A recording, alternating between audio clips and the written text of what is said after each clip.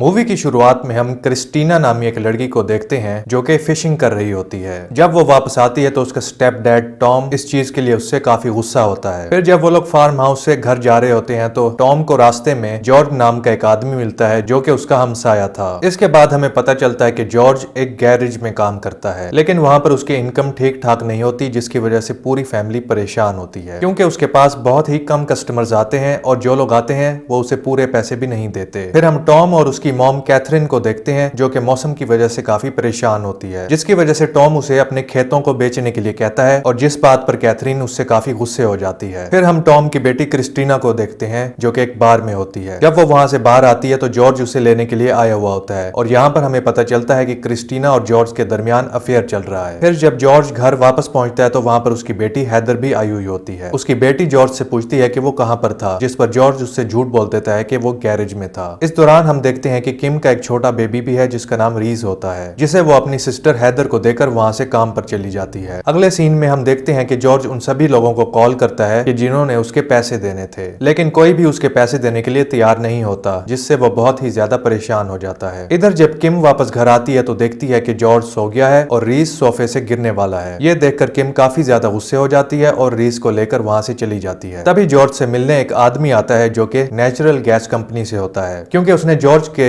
जमीन को बेचने के लगाए हुए नोटिस बोर्ड को पढ़ लिया था। वो कहता है कि हम तुम्हारी जमीन के पैसों के साथ साथ बिजनेस का कुछ परसेंटेज भी देंगे जो गैस प्रोडक्शन से हमें मिलेगा। ये सुनकर जॉर्ज तैयार हो जाता है। फिर वो आदमी कैथरीन के पास भी पहुंचता है और उससे भी जमीन बेचने के बारे में बात करता है, लेकिन वो इस बात से साफ इनकार कर देती है। इसके बाद हम देखते हैं कि वो दोनों फैमिलीज मिलकर लंच कर रहे होते हैं। उस दौरान कैथरीन जॉर्ज को यह समझाती है कि तुम्हें अपने फार्म बिजनेस पर ध्यान देना चाहिए, लेकिन तुम अगर अपनी जमीन बेचना चाहते हो तो तुम हमें बेच सकते हो। लेकिन यहाँ पर टॉम उसकी जमीन गैस कंपनी के मुकाबले में बहुत कम दाम में खरीदने की बात करता है, इसलिए जॉर्ज ये सुनकर मना कर देता है और कहता है कि गैस कंपनी के यहाँ पर आने से हाईवे बन जाएगा, जिससे तुम्हें भी फायदा होगा। इस बात पर कैथरीन उसे समझाने की कोशिश करती है, लेकिन वो कहता है कि तुम अपनी फैमिली का डिसीजन लो और मैं अपनी फैमिली का डिसीजन लूंगा। इसके बाद वो वहां से चला जाता है। फिर हम देखते हैं कि हैदर घर के बिल को लेकर बहुत ही ज्यादा परेशान होती है, क्योंकि उनके घर के खर्च दिन ब दिन बढ़ते जा रहे थे और उनके पास पैसे आने का कोई भी जरिया नहीं था। इसलिए जॉर्ज एक जगह स्वीपर का काम करने लग जाता है, क्योंकि उसके पास कोई और रास्ता था भी नहीं। फिर जमीन के पैसे मिलने के बाद जॉर्ज काफी खुश होता है, इसलिए वो अपनी और टॉम की फैमिली के साथ मैच देखने के लिए जाता है। तभी वहां पर कैथरीन पहुंच जाती है, जो टॉम और क्रिस्टीना के जॉर्ज के साथ आने पर बहुत ज्यादा गुस्से होती है और उन्हें साथ चलने के लिए कहती है। इसके बाद हम देखते हैं कि किम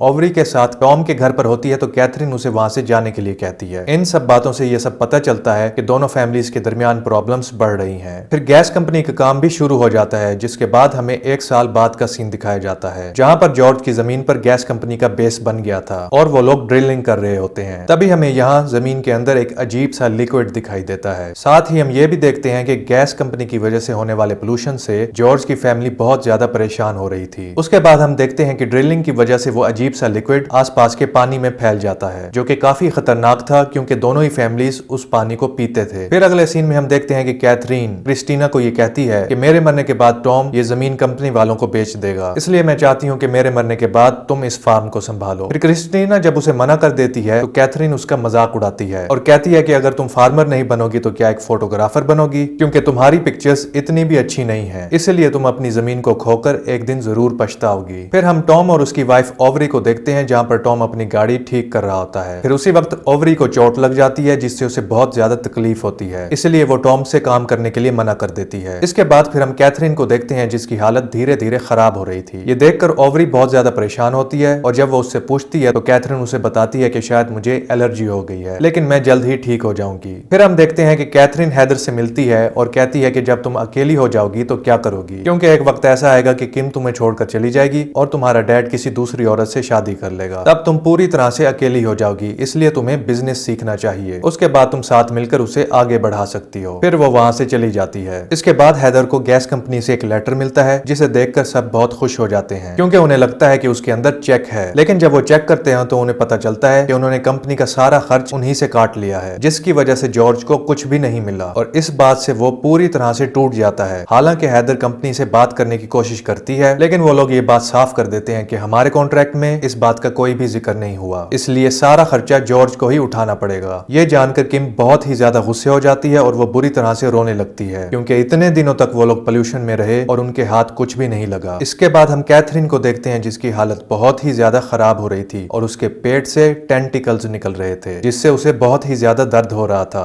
इधर क्रिस्टीना कैथरीन को घर ना पाकर काफी ज्यादा परेशान हो जाती है और उसे आवाज लगाती हुई बाहर आ जाती है, लेकिन कैथरीन उसे कहीं भी दिखाई नहीं देती। दूसरी जानिब कैथरीन के जिस्म से निकलने वाले टेंटिकल्स धीरे धीरे बढ़ते जा रहे होते हैं जिससे उसे बहुत ही ज्यादा दर्द हो रहा था। फिर अगली सुबह हम ओवरी को देखते हैं जो कि बुरी तरह से खांस रही थी, जिससे हमें पता चलता है कि वो भी इन्फेक्टेड हो चुकी है किसी अजीब से वायरस से। तभी उसके पास क्रिस्टीना पहुंचती है और उसे डॉक्टर के पास जाने के लिए कहती है, लेकिन वो इस चीज के लिए मना कर देती है और कहती है कि मैं ठीक हो जाऊंगी। इसके बाद हम हैदर को देखते हैं जो कि क्रिस्टीना के घर जाती है और वहां पर वो जॉर्ज की फोटोज देखती है, जिससे उसे पता चलता है कि क्रिस्टीना और जॉर्ज का अफेयर चल रहा है। इस बात से वो बहुत ही ज्यादा गुस्से हो जाती है। फिर हम किम को देखते हैं जो कि अपने बच्चे के साथ होती है और उसे खामोश कराने की कोशिश कर रही होती है क्योंकि वो बहुत ही बुरी तरह से रो रहा होता है और देखते ही देखते वो किम के ऊपर वॉमिट कर देता है, जिससे हमें पता चलता है कि वो बेबी भी वायरस से इन्फेक्ट हो चुका है। उसके बाद हम ओवरी को देखते हैं जो कि अपने हाथ पर लगा वो बैंडेज हटाती है और देखती है कि उसका घाव पहले से भी कहीं ज्यादा बढ़ गया है। ये देख के वो काफी ज्यादा घबरा जाती है। दूसरी जानिब क्रिस्टीना कैथरीन को ढूंढ रही होती है, तब उसके पास हैदर पहुंच जाती है। इस दौरान वो काफी ज्यादा गुस्से में होती है, इसलिए वो क्रिस्टीना पर अटैक कर देती है और वो बुरी तरह से एक दूसरे के साथ लड़ने लग जाते हैं। तभी हम जॉर्ज को देखते हैं जो कि गन लेकर जंगल में सुसाइड करने के लिए जाता है क्योंकि वो पूरी तरह से टूट चुका होता है, लेकिन वो ऐसा नहीं कर पाता और वापस घर चला आता है। इसके बाद हम ओवरी को देखते हैं जो इन्फेक्टेड होने की वजह से धीरे धीरे अपना कंट्रोल खो देती है और अपना सर बुरी तरह से पटकने लग जाती है। फिर हम टॉम और क्रिस्टीना को देखते हैं जो कि कैथरीन को जंगल में ढूंढ रहे होते हैं और वो उन्हें बहुत ही बुरी हालत में मिलती है। उसके पूरे जिस्म से टेंटिकल्स निकल रहे होते हैं और वो अब मर चुकी थी। उसकी ये हालत देखकर टॉम बहुत ज्यादा गमज़दा हो जाता है और मजीद उसके करीब जाता है। तभी वो टेंटिकल्स फट जाते हैं और उनमें से एक अजीब सा लिक्विड निकलता है जो कि टॉम पर भी गिर जाता है। उसके बाद हम किम को देखते हैं जो कि अपने बेबी के पास जाती है और देखती है कि उसकी बॉडी बुरी तरह से गल चुकी है। इसलिए जब वो उसे उठाने की कोशिश करती है तो देखती है कि उसके बॉडी पार्ट्स पूरी तरह से अलग हो जाते हैं। ये देखकर वो बहुत ज्यादा दुखी हो जाती है और बुरी तरह से चिल्लाने लग जाती है, जिससे उसकी आवाज सुनकर वहां पर जॉर्ज और हैदर भी पहुंच जाते हैं। उसकी ये हालत देखकर वो उसको संभालने की कोशिश करते हैं, लेकिन तभी वहां पर हैदर को घर के अंदर किसी के होने का एहसास होता है और जब वो देखती है तो वहां पर कोई और नहीं बल्कि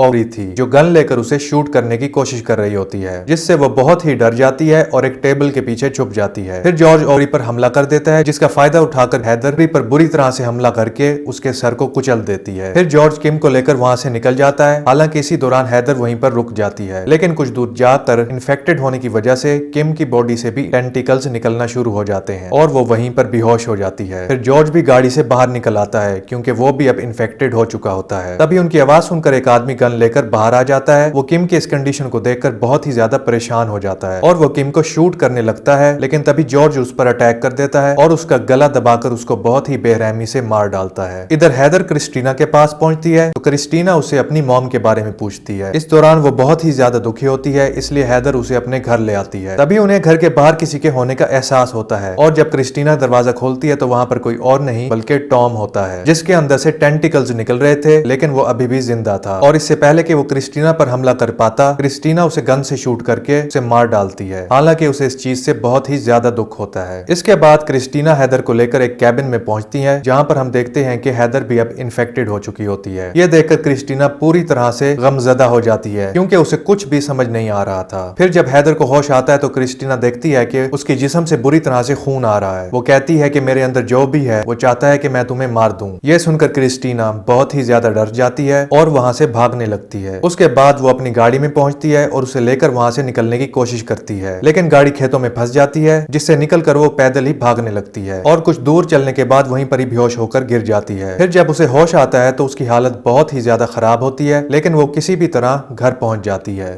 अगले सीन में हम देखते हैं कि कुछ वक्त गुजर चुका होता है और सब कुछ नॉर्मल हो जाता है। क्रिस्टीना फार्मी के साथ फोटोग्राफी भी कर रही होती है जैसा कि वो चाहती थी। फिर यहाँ पर कॉर्न यानी मकाई को शहर में भेजा जा रहा था और फिर हम क्रिस्टीना को देखते हैं जो कि एक जगह बैठी हुई थी और अपने हाथों को गर्दन पर फेर रही थी, जिसे देखकर ऐसा लग रहा था कि शायद क्रिस्टीना अभी भी इन्फेक्टेड है और शायद उसके खेत भी। इसे देख के ऐसा लग रहा था कि अभी ये सब खत्म नहीं हुआ है और वो फंगस यानी कि वो वायरस शहर की तरफ जा रहा था। और इसी के साथ ही ये मूवी यहीं पर एंड हो जाती है। इस तरह की मजीद वीडियोस देखने के लिए सिनेमा जूस को सब्सक्राइब करें और बेल के नोटिफिकेशन को भी ऑन कर दें। चैनल को सपोर्ट करने के लिए वीडियो को जरूर लाइक करें। Thanks for watching.